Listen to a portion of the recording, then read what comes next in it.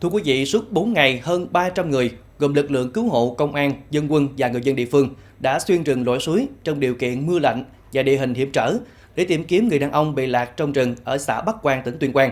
Đến chiều tối hôm qua, nạn nhân đã được tìm thấy.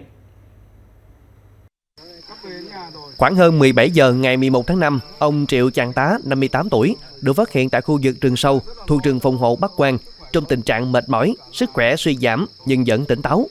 Ngay sau đó, lực lượng cứu hộ đã sơ cứu, hỗ trợ đưa nạn nhân vượt rừng xuống núi để chăm sóc y tế và trở về với gia đình an toàn. Trước đó, sáng 8 tháng 5, ông Tá vào rừng Nậm Ký tìm cây thảo dược rồi mất liên lạc. Hơn 300 cán bộ chiến sĩ công an, dân quân và người dân địa phương đã tham gia tìm kiếm suốt nhiều ngày đêm.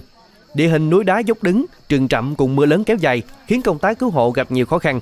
Theo lực lượng chức năng, việc nạn nhân có thể cầm cự nhiều ngày giữa rừng sâu trong điều kiện thời tiết khắc nghiệt là điều rất may mắn.